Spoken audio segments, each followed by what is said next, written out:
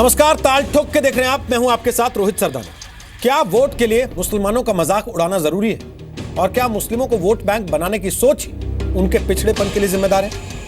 ताल ठोक के आज ये सवाल इसलिए क्योंकि खुद को मुसलमानों की आवाज बताने वाले समाजवादी पार्टी के नेता आजम खान ने वोट के लिए मुसलमानों का ही मजाक उड़ा दिया। कन्नौज की एक चुनावी रैली में आजम खान ने कहा कि मुस्लिम इसलिए ज्यादा बच्चे पैदा करते हैं क्योंकि उनके पास रोजगार की कमी है, और अगर उन्हें रोजगार और नौकरी मिले तो मुस्लिम भी कम बच्चे पैदा करेंगे। यानी आजम खान ने वोट के लिए मुस्लिमों को पिछड़ेपन की मार्केटिंग भी की और उन्हें ही देश में बढ़ती आबादी के लिए जिम्मेदार भी ठहरा दिया। आजम खान ने मुसलमानों के लिए जो सोच रखी उसका समाजवादी पार्टी ने यह कहकर समर्थन किया कि वो मुस्लिमों का वोट मांग रहे हैं तो गलत क्या है। सवाल यह है कि आजम खान और उन नेताओं में फर्क क्या है जो चुनाव के वक्त मुस्लिम आबादी के खिलाफ 4 बीवी 40 बच्चे के नारे लगाते हैं। आजम और उन नेताओं में फर्क क्या है जो बढ़ती आबादी के लिए मुसलमानों को जिम्मेदार बताते हैं, और जब 4 बीवी 40 बच्चों के नारे को मुस्लिमों के खिलाफ सांप्रदायिक साजिश बताया जाता है तो क्या आजम खान के बयान को जायज ठहराया जा सकता है? इसलिए आज ताल ठोक के पूछेंगे कि रोजगार के बहाने आजम खान का यह बयान मुसलमानों का मजाक उड़ाना नहीं तो और क्या है? क्या आजम खान को सियासत के लिए मुस्लिमों पर 4 शादियां 40 बच्चे वाला जुमला मंजूर है? क्या इसे आजम खान की समाज घाती सोच नहीं कहा जाए? और क्या देश में आजम खान जैसे नेताओं की वजह से पिछड़े हैं मुसलमान? ताल ठोक के आज की बहस इन्हीं सवालों पर।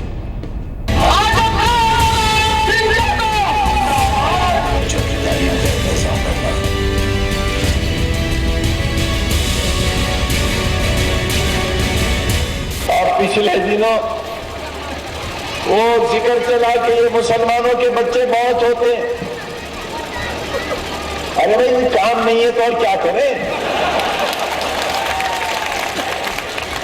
2 नौकरी कारोबार कराओ, बच्चे भी कम हो जाएंगे। इसमें नाराज होने की क्या बात है? हर व्यक्ति और अपने समाज के बारे में वो बात कर रहे हैं। अगर जनसंख्या बढ़ती जा रही है, सुरसा की तरफ बदन बढ़ा रही है, मुंह खोले चली जा रही है, देश में समस्याएं खड़ी हो रही जनसंख्या के कारण, उसके लिए हिंदू जिम्मेदार नहीं है। जिम्मेदार वो है जो हम कह रहे हैं, जो ये कहते हैं 4 बीवी 40 बच्चे। संपूर्ण विकास की कमी है और जज्बाती पॉलिटिक्स करके वोट बटोरना अलग बात है, उनके लिए उत्थान की कार्यक्रम बनाना दूसरी बात है। अपनी नाकामी छुपाने के लिए वो इस तरह का बयान दे रहे हैं और दुर्भाग्यपूर्ण है कि इस तरह के बयान में वो चर्चा में रहना चाहते हैं, क्योंकि वहाँ उत्तर प्रदेश में इस बार वो चुनाव में पूरी तरह फंसे हुए हैं। ताल ठोक के आज का पहला सवाल, क्या वोट के लिए मुस्लिमों का मजाक बनाना जरूरी? दूसरा सवाल, क्या सियासत के लिए आजम को मंजूर है 4 शादियां 40 बच्चे? तीसरा सवाल, क्या नौकरी के नाम पर यह आजम की समाज घाती पॉलिसी नहीं?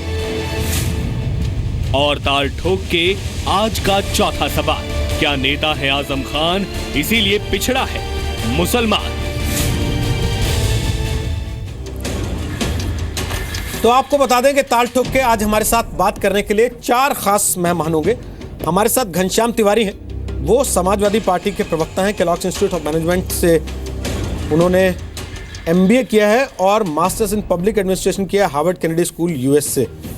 स्वागत है घनश्याम तिवारी आपका। वो पहले JDU के बिहार यूनिट के चीफ एडवाइजर रहे हैं 5 साल तक। हमारे साथ संबित पात्रा यहाँ पर मौजूद हैं, पेशे से सर्जन है, डॉक्टर है, वैसे भारतीय जनता पार्टी के सेंट्रल कमेटी के सदस्य हैं और राष्ट्रीय प्रवक्ता भी हैं। आपको बता दूं नाइश हसन हमारे साथ होंगी, वो मुस्लिम महिला अधिकार कार्यकर्ता हैं, वो पूर्व अध्यक्ष हैं मुस्लिम महिला आंदोलन की, जो मुस्लिम महिलाओं के अधिकारों के लिए लंबी लड़ाई लड़ रहा है। वो लखनऊ स्टूडियो से हमारे साथ हैं। और MH खान हमारे साथ हैं, वो बहुजन समाज पार्टी के नेता हैं। डॉक्टर MH खान अक्सर आप देखते होंगे टेलीविजन डिबेट्स में BSP का पक्ष रखते हैं। घनश्याम तिवारी, सबसे पहला सवाल मेरा आपसे है, शर्मिंदा हैं आप आजम खान के इस बयान पर?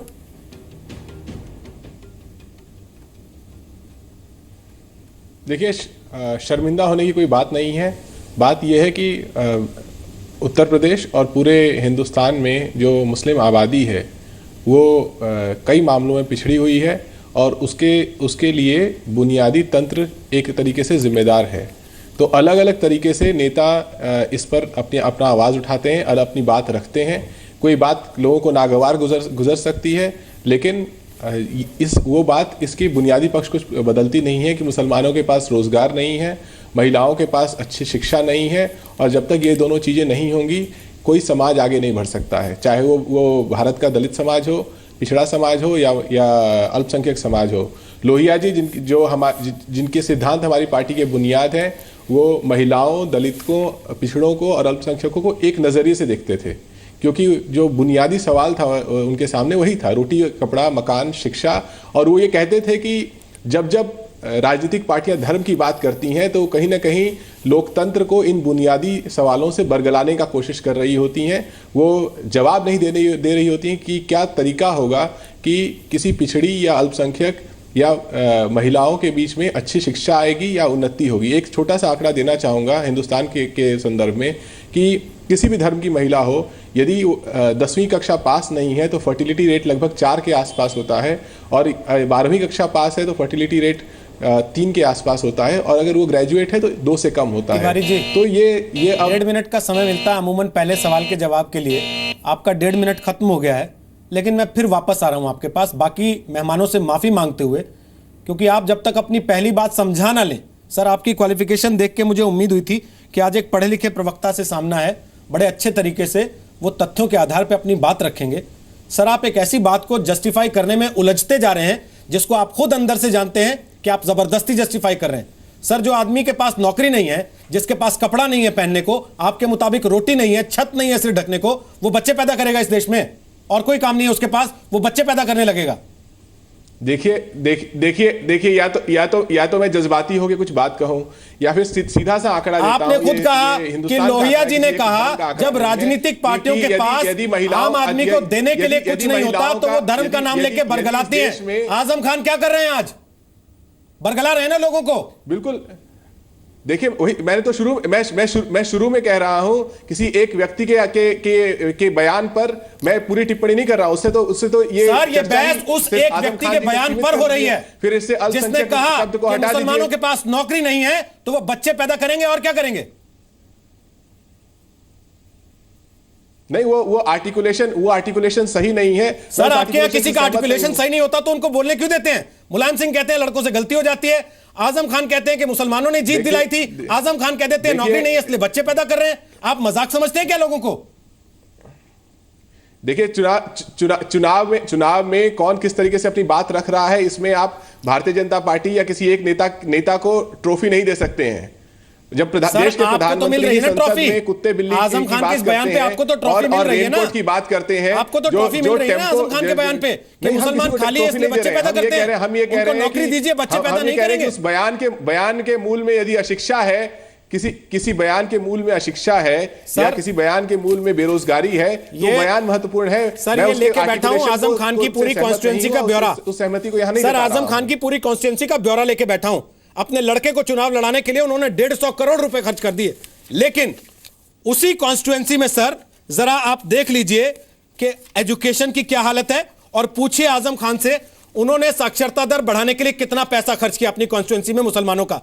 अपने आजम खान से पूछिए कि 51.5% परिवार उस रामपुर में गरीबी से नीचे रहते हैं रेखा से, उनके लिए आजम खान ने कितना काम किया, भले मुसलमानों के लिए किया हो तो आज आके बता दें।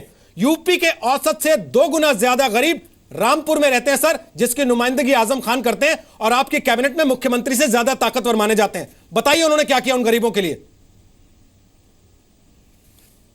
देखिए रामपुर की स्टडी आप लेके बैठे हैं, मेरे पास रामपुर की स्टडी नहीं है। मैं सचार समिति की रिपोर्ट है मेरे पास, और इंडियन एक्सप्रेस ने कुछ समय पहले आप सच्चर कमेटी की रिपोर्ट में पूरे देश के मुसलमानों का भला करना चाहते हैं, रामपुर का कर नहीं पाते। अगर आप किसी नहीं, मैं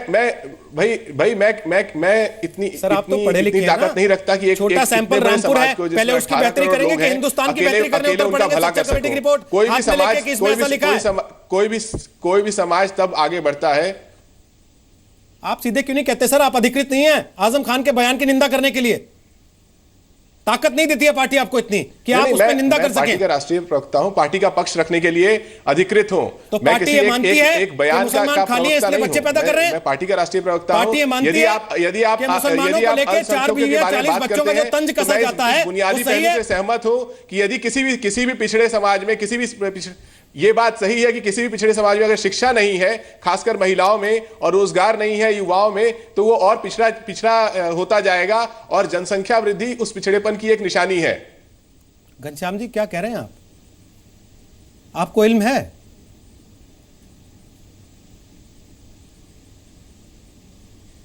आपको एहसास है सर? आप क्या कह रहे हैं? आप सवाल कीजिए सर। मैं तो यही पूछ रहा हूं, आपको एहसास भी है? आप क्या बोल रहे हैं? मैं जो कह रहा हूं मुझे पूरा एहसास है। मैं सिर्फ इतनी सी बात कह रहा हूं। यदि आप अपने दर्शकों को यह बात नहीं कह पा रहे हैं तो मैं कह देता हूं, इस देश में जितनी भी स्टडी हुई है, मैं चैलेंज करता हूं। आपके अन्य प्रवक्ता भी हैं, एमएच खान जी हैं, संबित पात्रा जी हैं, दोनों लोग अच्छे प्रवक्ता हैं। मैं चैलेंज करता हूं, आप इस बात को गलत साबित कराइए कि इस देश में यदि लड़कियां मैट्रिक पास नहीं है तो फर्टिलिटी रेट 4 से ऊपर नहीं है। एमएच खान साहब, मैं आपके दर्शकों को बताना चाहता हूं, आपके माध्यम से बताना चाहता हूं कि आज भी इस देश में मां की शिक्षा के आधार पर बच्चे का सेल्फ एस्टीम बनता है। सर मैं डॉक्टर एमएच खान से पूछ लेता हूं, क्या मुसलमानों के पास नौकरी नहीं होगी तो वो बच्चे पैदा करते रहेंगे जैसा आजम खान कह रहे हैं? पूरे समाज की बेइज्जती कर रहे हैं वो, इस देश के हर मुसलमान को बेइज्जत कर रहे हैं वो। नहीं, मैं रोहित जी, मैं इस बयान को बिल्कुल कंडेम करता हूं। अब आजम खां का दिमागी संतुलन बिगड़ गया है, वो उल्टी सीधी बातें करते हैं और समाज को भड़काने का काम करते हैं। आपने देखिए, आपकी 5 साल सरकार रही है। अगर आपको लग रहा था कि मुसलमान अशिक्षित हैं तो शिक्षा के क्षेत्र में काम क्यों नहीं किया आपने? आपका काम था।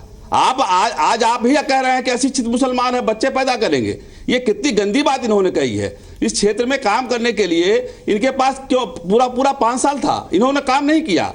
और देखिए, मैं आपको बता रहा हूं, जौहर यूनिवर्सिटी इन्होंने कायम किया है। 12,000 करोड़ रुपया उत्तर प्रदेश सरकार से इन्होंने लिया है।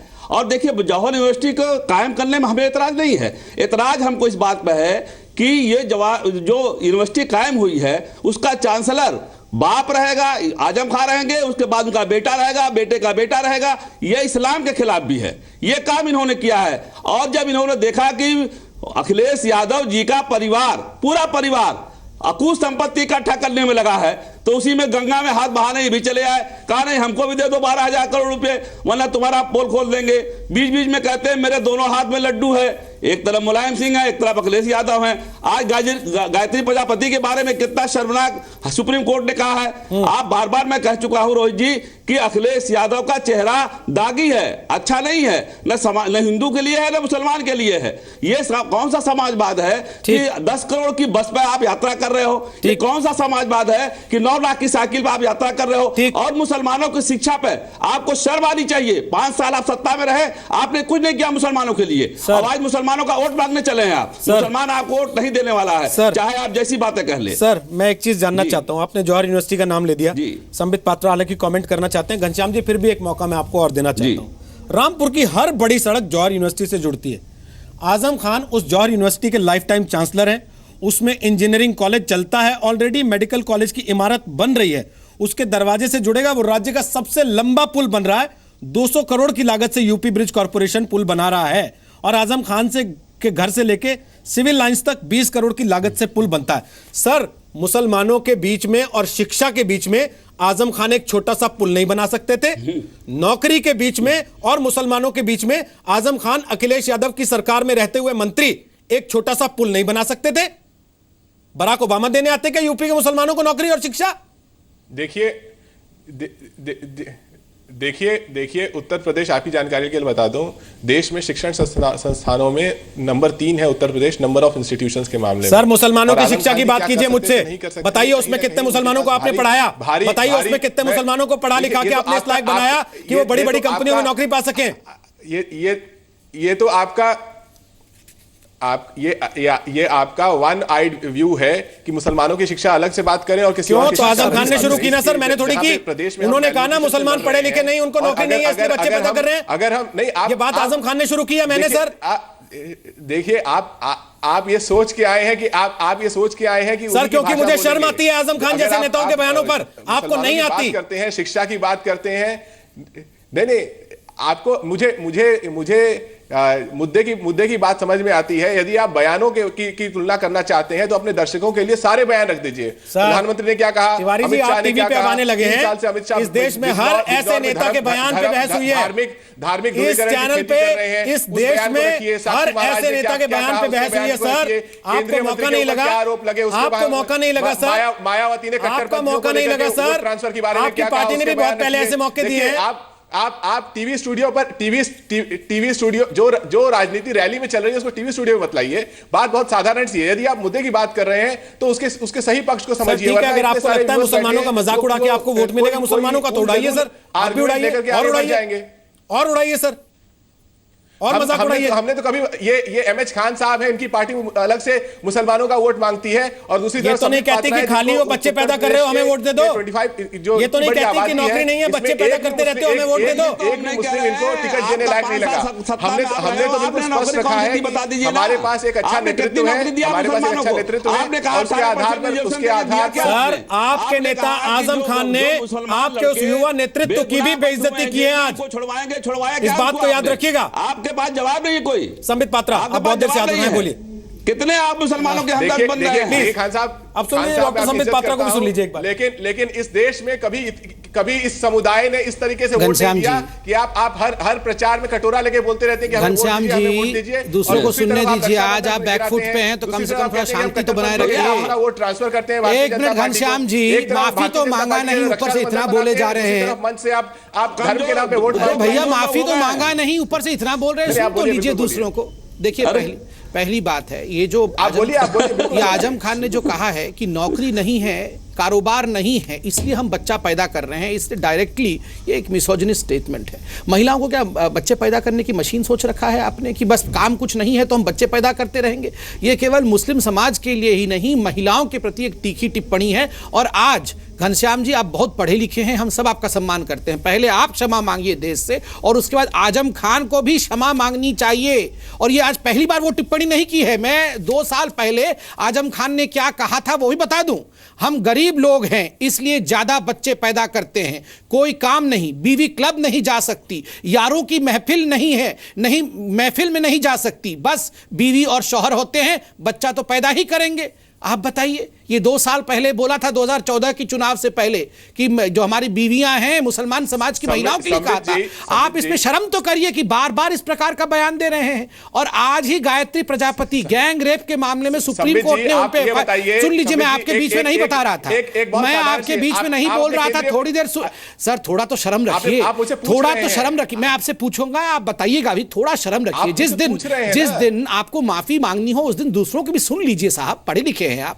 मैं सिर्फ इतना कहना चाहता हूं, आजम खान जी बड़ा छाती चौड़ा करके कह रहे थे नौकरी दो, कारोबार दो। ये किससे कह रहे थे मैं आपसे पूछ रहा हूं? अखिलेश जी से कह रहे थे, साइकिल के पीछे बैठे राहुल गांधी से कह रहे थे, किससे कह रहे थे? 60 वर्षों से अधिक समय तक राहुल जी की सरकार रही, उनके पिताजी की सरकार रही, उनकी दादी की सरकार रही, उनके परदादा का सरकार रहा, उन्हीं की सरकार रही, और 5 वर्षों में आपकी सरकार है। उससे पहले कभी मुलायम जी की भी सरकार थी। तो ये किससे पूछ रहे हैं नौकरी दो? 22 करोड़ जनता है उत्तर प्रदेश में, 18% उसको ये कोई 2 साल में 1 साल में तो सब कुछ, शिक्षा कारोबार सब कुछ तो नहीं हो जाएगा। तो ये सवाल किससे पूछा गया है, आपने इस पे सोचा है? और आज ही गायत्री प्रजापति को FIR किया गया है गैंग रेप के लिए।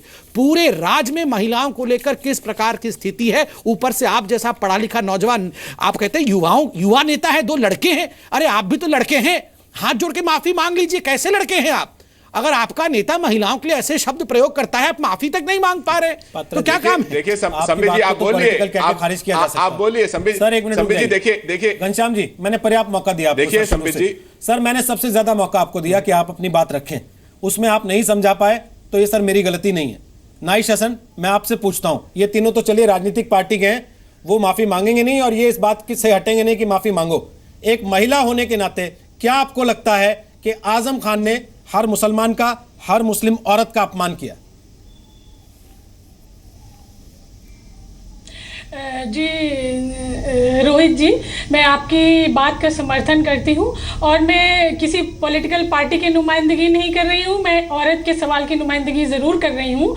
और ये आज़म खान का पहली दफ़ा इस तरह की बयानबाजी नहीं है, इस तरह की जो बदजुबानी है वो पिछले काफ़ी अरसे से करते रहे हैं और यहाँ तक कि उनको कोर्ट ने फटकारा है और उन्हें कोर्ट ने धमकी दी है एक तरह से आइंदा सुधरने की, जिसका उन्होंने जवाब भी दाखिल किया है। लेकिन ऐसा लगता है उनके ऊपर कोर्ट के इस बड़े सवाल का भी कोई असर नहीं हुआ है और वो फिर उन्हीं बातों को रिपीट कर रहे हैं। तो ये एक बहुत गंभीर मामला है कि वो जिस तरह भी चाहें जब भी चाहें बोलते हैं, न पार्टी उनके ऊपर एक्शन लेती है न उनको कोर्ट के एक्शन की कोई परवाह है।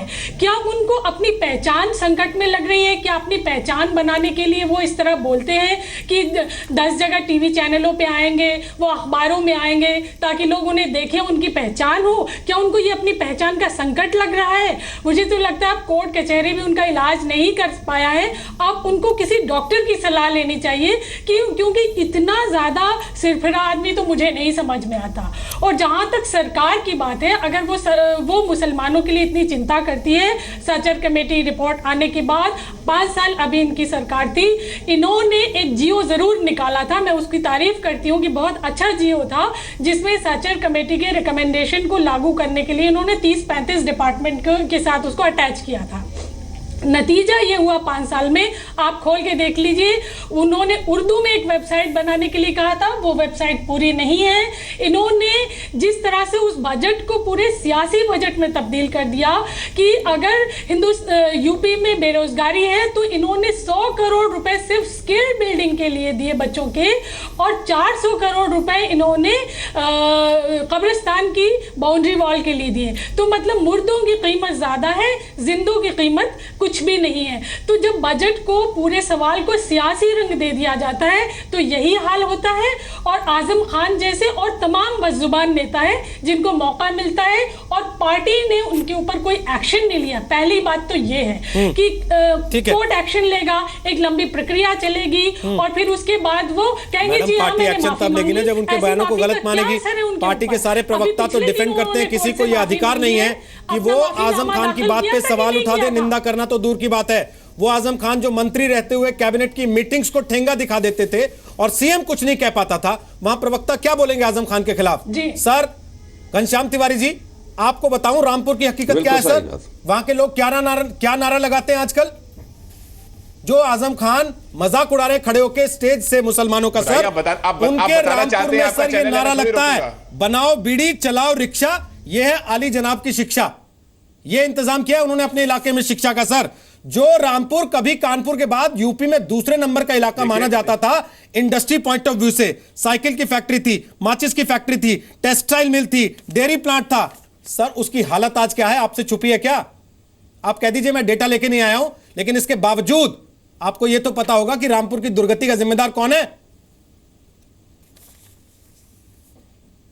देखिए, किसी भी क्षेत्र की दुर्गति का जिम्मेदार अगर आपको लगता है कि रामपुर की दुर्गति का जिम्मेदार कोई एक व्यक्ति है, तो बनारस के सांसद हैं माननीय प्रधानमंत्री जी, उन्होंने बनारस में क्या कर लिया? पूरा बनारस खुदा हुआ है, न वहां पर एक रोजगार बढ़ा, कुछ नहीं बढ़ा। तो किसी एक से कम ये तो नहीं कहा कि बच्चे पैदा कर रहे हैं लोग क्योंकि इनके पास नौकरी नहीं है, हो सकती है। कम से कम ये तो नहीं कहा किसी ने, नहीं करूंगा। रही तो नहीं कहा कि बच्चे पैदा कर रहे हैं क्योंकि नौकरी नहीं है। आप क्यों बोल रहे हैं? लेकिन रही बात संबित जी के माफी मांगने की, तो किसी व्यक्ति को अपनी बात पे माफी मांगने तो शोभा देता है। संबित जी तीन चार चैनल डिबेट निंदा कर दीजिए अपनी पार्टी के औपचारिक प्रवक्ता होने के नाते, आधिकारिक प्रवक्ता होने के नाते आप निंदा कीजिए। आप कहिए कि ये बयान शर्मनाक है और समाजवादी पार्टी इस बयान का समर्थन नहीं करती है, यही कह दीजिए आप। हमारी पार्टी इस तरह के किसी बयान का समर्थन नहीं करती। मैंने आपसे कह दिया ना, शुरू में ही कह दिया कि हमारी शुरू से तो आप डिफेंड कर रहे हैं सर उस बयान पार्टी का स्पष्ट मत है। आप कहें तो मैं टेप रोल करके रिवाइंड वापस सुनवा देता हूं आपको, आपने क्या क्या कहा। मैं कोई मुझे नहीं यकीनन ईमानदारी से मैं कहता हूं, मुझे लगा कि आपका डिबेट रामपुर और बयान से थोड़ा बृहत होगा, लेकिन मुझे नहीं जानकारी थी कि आपका डिबेट संकुचित है एक बयान के ऊपर और एक क्षेत्र के ऊपर। संकुचित बयान सोच संकुचित हो सकती है, आपकी पार्टी मुसलमानों से ऊपर सोचने को तैयार नहीं है। मुख्यमंत्री लिस्ट जारी करता है कि हमने 26 काम मुसलमानों के लिए किए हैं, विधायक कितने सालों का वहां खड़े होकर कहता है कि मुसलमान को नौकरी नहीं है इसलिए वो बच्चे पैदा कर रहा है। आप हमको बता रहे हैं हमारी सोच संकुचित है। ये गलत बात है। देखिए एक तरफा मैं आपको चैलेंज करता हूं, आपने इतने आंकड़े बताए, जनसंघ से लेकर के आज तक आज की भारतीय जनता पार्टी ने सर पिछले 5 साल से कौन सरकार चला रहा है उत्तर प्रदेश में? बताइए ना सर, किसको नौकरी देनी थी सर पिछले 5 साल में मुसलमानों को? आप बता दीजिए पिछले 5 साल में कितने मुसलमानों को आपने नौकरी दे दी? अगर बताइए ना सर, कितने मुसलमानों को आपने बच्चे पैदा करने से रोक दिया सर 5 साल में? बताइए मुस्लिम नेत्री को आपके मुताबिक जो मुसलमान खाली होने पे बच्चे पैदा करते हैं, वो बताइए सर कितने रोक लिए आपने बच्चे पैदा करने से पिछले 5 साल में सरकार होने के दौरान अपनी? बताइए सर। देखिए आप बहस को गुमराह कर रहे हैं। मैंने बहुत सिंपल सी बात कही। बयान किसने दिया, आजम खान ने या मैंने? लाजमी है कि जिस भी वर्ग में गरीबी होगी, जिस भी वर्ग में अशिक्षा होगी, जिस भी वर्ग में बेरोजगारी होगी, उस वर्ग में जनसंख्या बढ़ेगी। इसके आंकड़े सबूत है। और काम बोलता है सर, तो मुसलमानों को काम क्यों नहीं मिला सर? उसका पक्का सबूत है। नहीं, आपको तो काम बोलता है ना सर, मुसलमानों को काम क्यों नहीं मिला फिर? क्यों सर आप ये कहने को मजबूर हैं कि मुसलमानों को काम नहीं है इसलिए वो बच्चे पैदा कर रहे हैं? हमने जब काम बोलता है रखा, तो अगर आप उत्तर प्रदेश के ढर्रे को देखिएगा, तो पहली बार उत्तर प्रदेश एक कास्ट न्यूट्रल विकास के रास्ते में जा रहा है। जब हम सड़क को मजबूत करते हैं पूरे प्रदेश में, कास्ट न्यूट्रल, अगर हम कहते हैं स्कूलों में हम घी और दूध देंगे तो उसमें हर बच्चे को मिलेगा। अगर हम कहते हैं लैपटॉप देंगे तो हर बच्चे को मिलेगा। अगर हम कहते हैं कि आपको याद है 2012 में भारतीय जनता पार्टी जो आतंकवाद के चार्ज में जेल में मुसलमान युवक बंद थे, उनको छोड़ना था, ये आपने किया था नोटिस जारी। वो तो शुक्र हो इलाहाबाद हाई कोर्ट का कि उन्होंने आपको लताड़ा और वो नोटिस आपको वापस लेना पड़ा, और आप कास्ट न्यूट्रल बने हुए हैं। आपकी बात के बीच में नहीं बोल रहा था संबित जी, आपकी बात के बीच में नहीं बोल रहा था संबित जी, आपकी बात के बीच में नहीं बोल रहा था। मैं बहुत सिंपल सी बात कह रहा हूं कि जो बोलिए सर, रुक गए हो, रोक दिया मैंने उनको, पूरा कीजिए तिवारी जी आप। मैं सिर्फ इतनी सी बात कह रहा हूं कि जो प्रयास अखिलेश यादव जी कर रहे हैं वो एक बुलंद प्रयास है। उत्तर प्रदेश में यदि आजम खान उस पे पानी फेर रहे हैं, मानिए इस बात को भी कि आजम खान जैसे नेताओं के बयान उस प्रयास पे पानी फेर रहे हैं। देश के लिए अगर जनता को दिखता भी होगा कुछ कि अखिलेश का काम बोलता है, तो आजम खान दिखने नहीं देंगे। 4 करोड़ मुसलमान उत्तर प्रदेश में हैं। बताइए ना सर, कितनों को नौकरी दी आपने पिछले 5 साल में? बताइए कितनों को बच्चे पैदा करने से रोका आपने आजम खान के फार्मूले को? हमने नौकरी दी, हमने सिर्फ सरकारी महकमे में 3 लाख से अधिक नौकरियां क्रिएट की। बजाते देखिए, मुझे इस बात का दुख जरूर होता है कि जब हमारे प्रधानमंत्री मंच से खड़े होकर अपने जॉब क्रिएशन प्लान के बारे में हर बार प्रधानमंत्री को लेकर आते हैं, जवाब देना है इस पे कि भाइयों और बहनों, मित्रों, नहीं ये कोई फैंसी ड्रेस कंपटीशन और यहाँ पर कोई मिमिक्री कंपटीशन नहीं हो रहा है। अब सभी को नौकरी मिलने लगेगी। क्या हमारे प्रधानमंत्री को शोभा देता है? हर रैली में कह रहे हैं कि मैंने जॉब से इंटरव्यू खत्म कर दिया, खाली है, नौकरी नहीं है, इसलिए बच्चे पैदा करते हैं। तब मैंने ये सवाल पूछा कि आपने कितने मुसलमानों को नौकरी देके बच्चे पैदा करने से रोका? इसका जवाब आपके पास है तो दे दें अगले 20 सेकंड में, नहीं है तो मैं अगले वक्ता के पास जाऊं।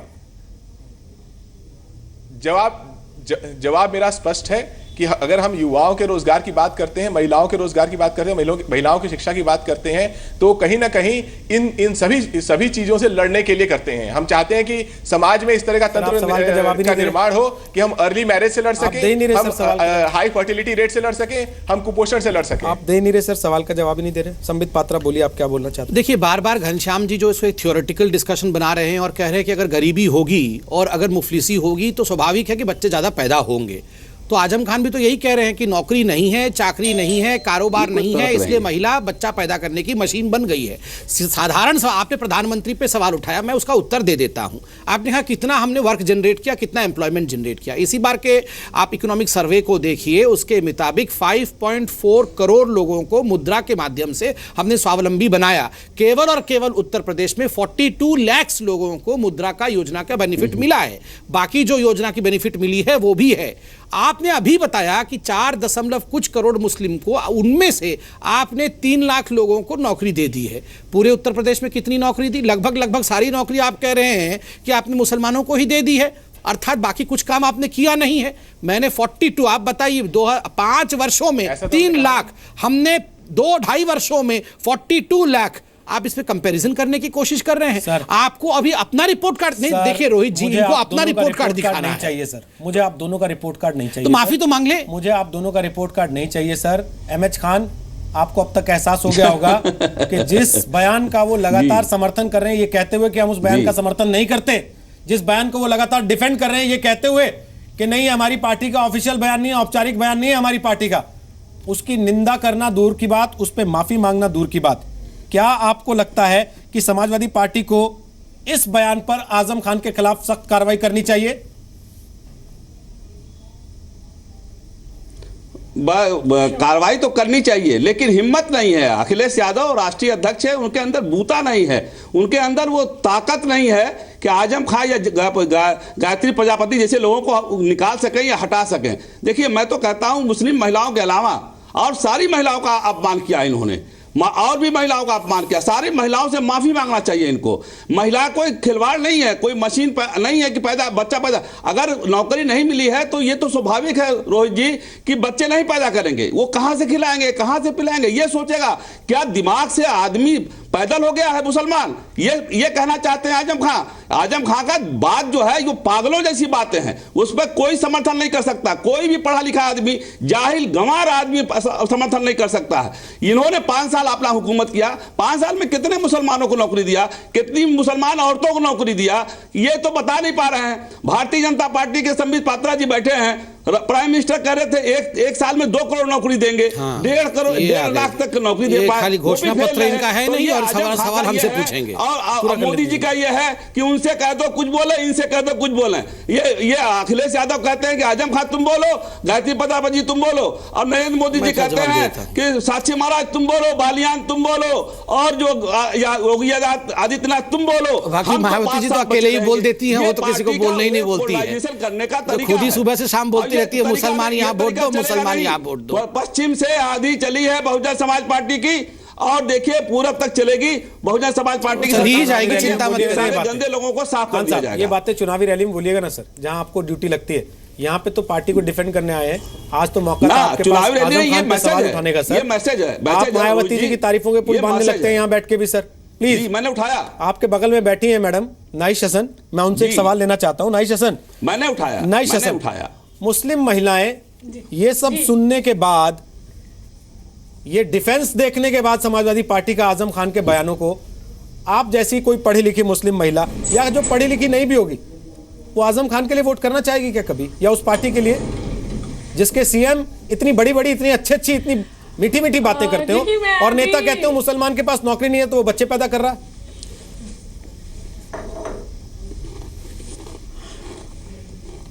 देखिए रोहित जी, अगर आजम खान ने तो खैर बेहद गलत बयान दिया है, लेकिन अगर आप सभी पॉलिटिकल पार्टी का इतिहास देखें तो कमोबेश औरत के सवाल पे किसी ने भी संजीदगी नहीं दिखाई है। मैं ये नहीं कहूँगी कि यहाँ सभी पॉलिटिकल पार्टी के नुमाइंदे बैठे हैं मुझे छोड़ के, लेकिन सभी की पार्टी की तरफ से, कांग्रेस की तरफ से भी बेहुदा बयान आ चुके हैं, बीजेपी की तरफ से भी, सपा की तरफ से, बीएसपी की तरफ से, सभी की तरफ से औरतों के, हमारे औरतों के लिए खराब बात नहीं कुछ कही गई है, औरतों के खिलाफ कोई बात नहीं कही गई। अभी पिछले साल का मामला है, दूर मत जाइए। तो अगर इस तरह, इसका मतलब औरतों की वो कोई वजूद समझते ही नहीं है। ये समझते हैं कि औरत का पति अगर वोट देगा तो औरत वोट दे देगी, और औरत को उसकी एक इंडिविजुअल हैसियत जो हमें संविधान हमारा देता है, उस हैसियत को ये लोग एक्सेप्ट ही नहीं करते। पैट्रियार्की इतनी घोर तरीके से इनके मन मस्तिष्क में बैठी हुई है कि औरत की जगह ये कमतर समझते हैं, कमजोर समझते हैं, और यही कारण है जब महिला आरक्षण बिल की बात आती है तो ज्यादातर लोग एक खाने में खड़े हो जाते हैं और औरत के सवाल को सिरे से नकार देते हैं। तो मुझे लगता है ये बहुत बड़ा सवाल है, और औरत इस देश की आधी आबादी है। अगर मुसलमान की बात है तो मुसलमान औरत, मुसलमान समाज की आधी आबादी है। इस तरह की बातें करने वाले पहले तो राष्ट्रीय अध्यक्ष मुलायम सिंह साहब थे, अब तो अखिलेश जी हैं जो बड़े पढ़े लिखे अवेयर इंसान हैं, तो उनको तो इमीडिएट इनके खिलाफ एक बयान दे देना चाहिए कि ये इस तरह की बयानबाजी के लिए उन्हें माफी मांगनी चाहिए और इनको तलब करना चाहिए। इस चुनाव के मौके पे इस तरह की बातें करें, ये तो उस पार्टी के लिए खुद भी एक नुकसानदेह बात है कि जो बात वो उठा रहे हैं। तो क्या पार्टी का इतना फर्ज भी नहीं बनता है कि वो उनसे सवाल करे, उनसे जवाब तलब करे, उनसे एक लिखित बयान मांगे? कोर्ट मांग रहा है खाली, और पार्टी की कोई जिम्मेदारी नहीं है कि वो कुछ भी औरतों को बकते रहेंगे जो जी में आएगा, और कोई उनके ऊपर लगाम नहीं कसता। ठीक, ये बहुत ही शर्मनाक बात है। ठीक, अब बताइए तिवारी जी, ये तो किसी पार्टी की प्रवक्ता नहीं है, ये तो ना बीजेपी से, ना बीएसपी से, ना कांग्रेस से है आपके गठबंधन वाली, फिर भी वो कह रही है आजम खान को माफी मांगनी चाहिए, आपको तलब करना चाहिए, बयान की निंदा करनी चाहिए, उन पे कार्रवाई करनी चाहिए। बोलिए, है हिम्मत आप लोगों में? देखिए मैंने शुरू में कह दिया है, और हिम्मत क्यों नहीं है भैया, जब हमने इतनी बड़ी लड़ाई अपनी पार्टी के अंदर ही लड़ी और प्रदेश को एक अच्छी जगह पे ले जाने के लिए हमने अपनी राजनीति को दांव पे लगा दिया, तो अखिलेश यादव जी ने कभी भी हिम्मत की कमी नहीं दिखाई है। 2012 हो या 2017 हो, सबसे बड़ा जनसंपर्क अगर उत्तर प्रदेश में किसी ने किया है तो अखिलेश यादव बयान की तरफ से उन्होंने आंख कान बंद कर लिए अपने, पूरे हिंदी हार्टलैंड, इस बयान की तरफ से उन्होंने अपने आंख कान बंद कर लिए ना सर, पूरे हिंदी हार्टलैंड, या वो इसके समर्थन में नेता ऐसा नहीं है जिसने इस तरीके से प्रदेश को विकसित करने का प्रयास किया। सर, इस बयान के प्रति अखिलेश जी ने आंख नाक बंद कर लिए क्या? अखिलेश जी कंडम क्यों नहीं कर रहे हैं? अखिलेश जी ने आंख कान बंद कर लिए क्या इस बयान के प्रति? क्योंकि हमें नहीं लगता अगर उन्होंने सुना होता तो वो आपकी तरह डिफेंड करते। उनके साथ में देखिए मैंने जो शुरू में कहा, मेरा मत वही है कि मैं इस बयान से सहमत नहीं हूं, ये आर्टिकुलेशन गलत है, लेकिन मैं डिफेंड करता रहूंगा। मैं इससे सहमत तरह के आंकड़े रख के, तरह की बातों को घुमा के मैं डिफेंड करता रहूंगा, मैं सहमत नहीं हूं। मैंने आपको शुरू में कह दिया तरह नहीं, वो तो बिल्कुल नहीं मुझे आते सर एक डिस्क्लेमर दे देना चाहिए था। बात मैं कहता हूं, आपको आते सर एक डिस्क्लेमर लेके बैठना चाहिए था। हमारे अंदर आजम खान के बयान की निंदा करने की हिम्मत नहीं है। हम लोग आजम खान के किसी भी बयान को लेकर कार्रवाई जैसी बात करने के लिए अधिकृत नहीं है, लिहाजा हमसे जो भी सवाल पूछे जाएं उनके जवाबों में ऐसी किसी चीज की उम्मीद ना की जाए। यह डिस्क्लेमर लेके आना चाहिए था सर आज आपको। नहीं, ये आपकी सोच हो सकती है, लेकिन जहां तक सर आप ही ने बनवाई है मेरी सोच पिछले आधे घंटे से सर, उत्तर प्रदेश, और इससे पहले जब ऐसे मामले आए हैं आपकी पार्टी की सोच मैंने ऐसी देखी है सर।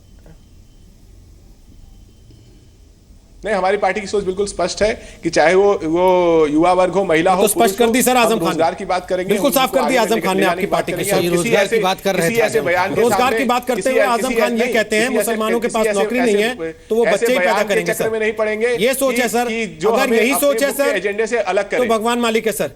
अगर यही काम बोलता है सर तो भगवान मालिक है सर। एक ब्रेक लेके वापस आ रहे हैं, ताल ठोक के जारी है, आप रहिएगा हमारे साथ। क्या समाजवादी पार्टी आजम खान के इस बयान पर माफी मांगेगी?